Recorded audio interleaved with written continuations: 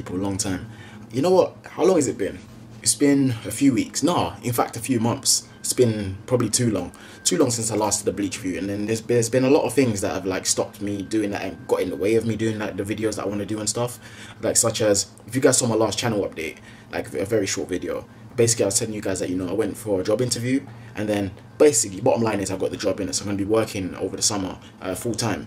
So as you can imagine, I'm going to be very busy then as well. But that's not what this video is about. This video here is, you know, you guys long awaited Bleach review. You guys have waited long enough. So, you know, we're going to dive into things, but right after that intro.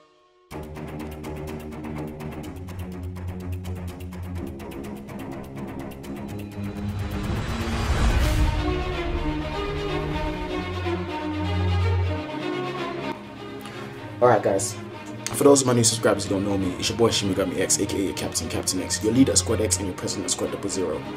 I need to find a way here to say that, but in a much shorter way. Anyways, moving on. Today what I'm going to be reviewing for you guys is Bleach chapter 627, entitled The Creation. Now, I kind of wish here that I came back on, like, you know, like a few chapters ago, like, you know, when Grimjar was revealed and stuff like that, because this chapter didn't really contain a lot of content that, in my opinion, that's, you know, didn't contain like basically anything to more or less go off. It's more or less just like, you know, dialogue and more or less just plot filling, in my opinion. Basically, this chapter this week contained several bits of dialogue, several bits of banter in between the, you know, different members of the cast, and then I think probably the most interesting thing that I can talk about is what happens at the very end of the chapter. You know, Ichigo and the crew finally get back to the Soul Palace, and what they come back to find is very shocking towards them, and that is that, you know, Yuha has changed the entire Soul Palace to more or less suit his liking. So it's more or less like just basically a bigger version of the Vandenreich. So the question I have to ask you guys, and you guys probably want to ask me, is this: how the hell can Ichigo defeat this man? I said this before Yuha even got his power up, before we even knew what his power was. I said I don't think Ichigo's going to have the power to be able to defeat him. No way. Even if he had help, I just don't see him having that much power.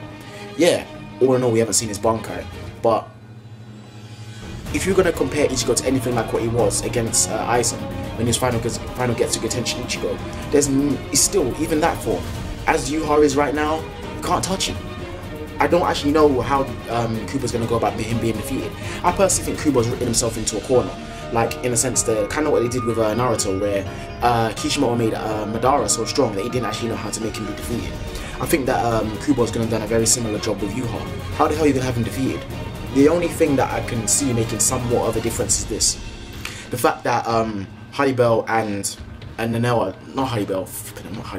Nanel and Grimjar are there.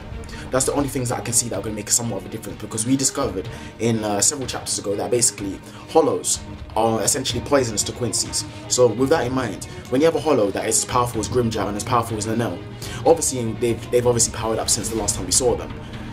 That is going to play a key factor in being able to defeat Yuha and, you know, the Elite Sternreal. So that's just my general thoughts about that.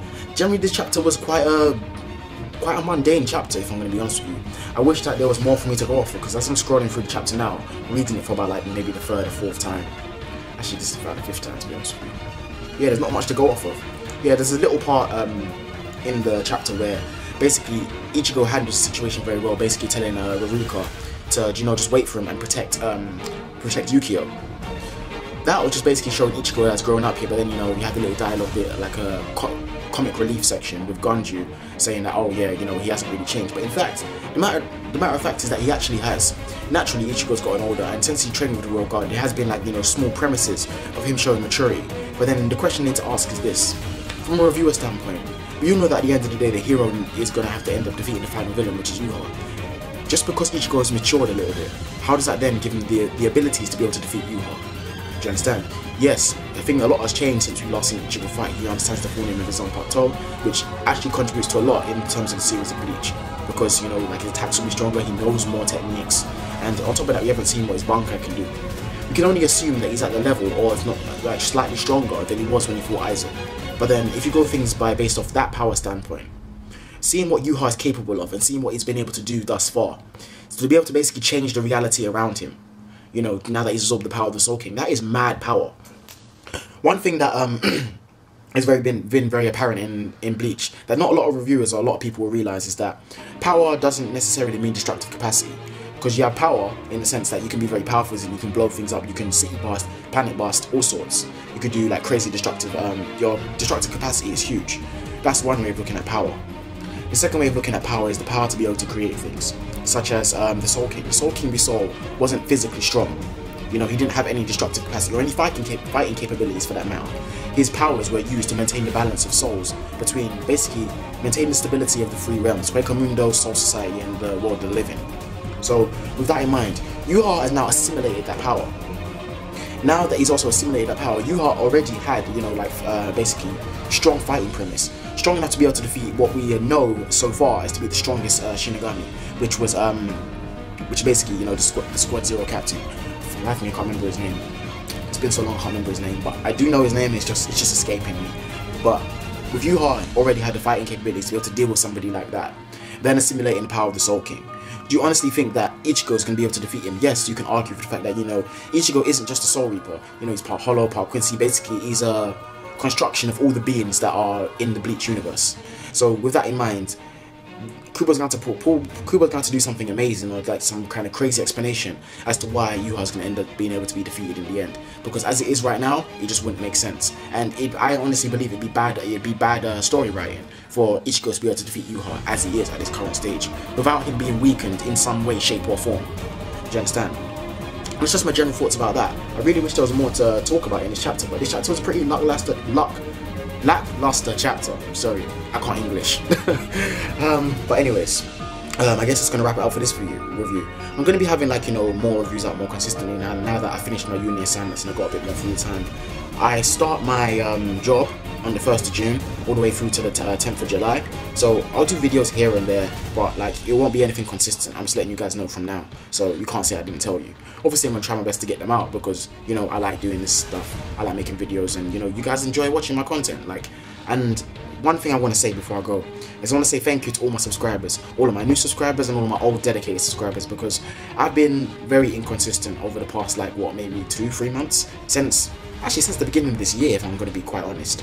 I've been very inconsistent, and I know that a lot of subscribers and stuff would have, like, you know, like, unsubbed. A lot of people would have stopped watching my videos, and I've seen it happen to several other channels. But you guys, you stayed around, you watched my videos, you hit me up on my other videos asking me, you know, when's the next review out.